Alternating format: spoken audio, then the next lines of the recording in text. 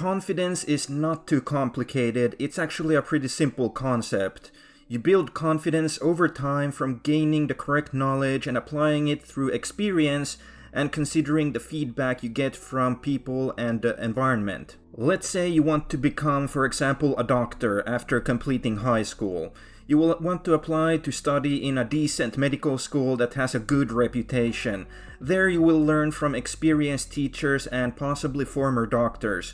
This gives you some confidence in the knowledge that you will learn from the medical school that it is the correct information to use as a doctor. As you study in the school, you will complete tests, exams, and exercises. If you perform well enough in these situations, then you will be more confident in yourself that you have learned what you need to know in your future profession as a doctor.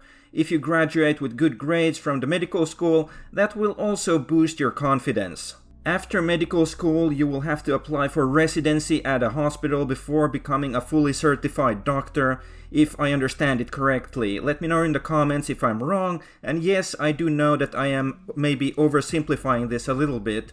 But as you treat patients in the hospital, you will get your first feedback from a real-world medical environment, not just a controlled environment in a school. If patients complain that their health conditions are not improving despite your efforts to treat them, then your confidence will go down. But if you receive good feedback and the patients feel better, then your confidence as a doctor will increase. That's basically how confidence works in general. It's something that you build over time by learning the correct knowledge, gaining experience through practice, and engaging with other people and the environment, as well as considering the feedback you get, whether it is positive or negative. If the feedback is negative, you may have to find out what you are doing wrong or rethink some of the things you have learned in case they are wrong. That said, this is not everything when it comes to building confidence. It's just part of the process of actually acquiring confidence. You must also have the correct physical and mental attributes to be good at whatever it is you want to be confident in, which you usually get from genetics and early childhood development and upbringing. If you want to become a doctor, for example, then you must be somewhat intelligent and have a good memory. These cognitive abilities are partially enabled by genetics, but also developed through an interest in studying and learning new things. Some people just don't have the intelligence and personality to become a doctor, and that is perfectly okay. They may have other strengths. It's kind of the same thing if you were interested in basketball as a young kid and had dreams of playing it professionally one day. But as you develop into a young man, you only grow to 170 centimeters or 5 feet and 7 inches. This is enough to maybe play basketball as a hobby with your friends, but not enough height to enter the NBA.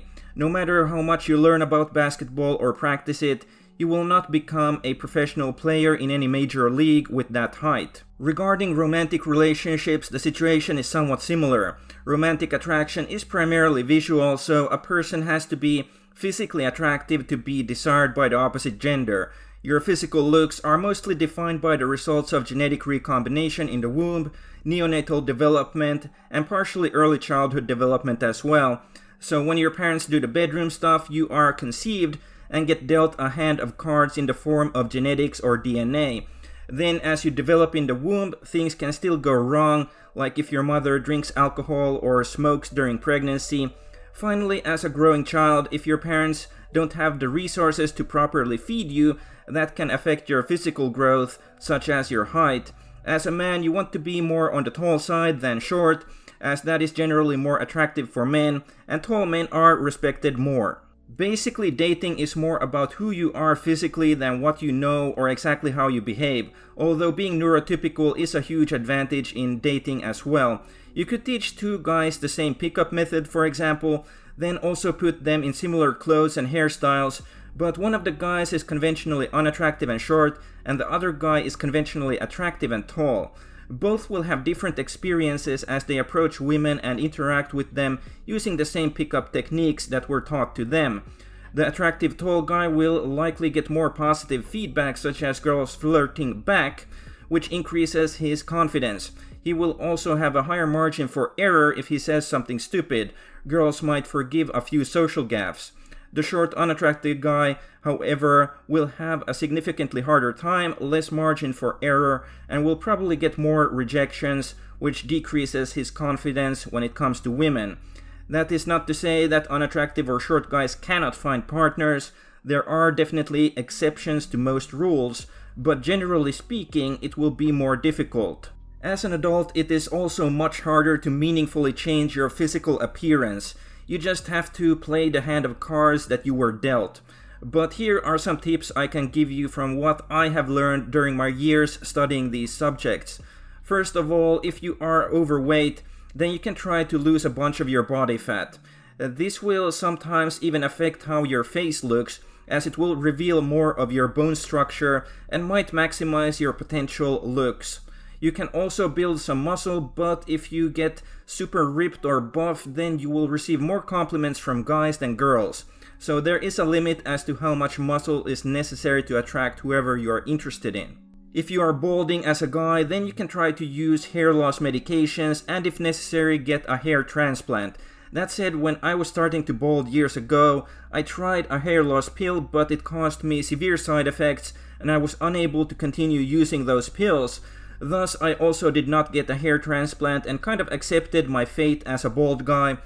When I want to look presentable, I do shave my head as my skull shape is decent so I don't look terrible. That said, wigs like hair system are also a potential option. Some women do use wigs and hair extensions too, so I am not against it for men. As far as clothes go, you can try to get a few decent sets of clothes and shoes. Apparently women are really into shoes, but I would say the effect here is marginal. Personally, I have not invested in too many outfits, even when I was younger and more attractive. If you are a bit on the short side, you can buy lift shoes that make you look a few inches taller.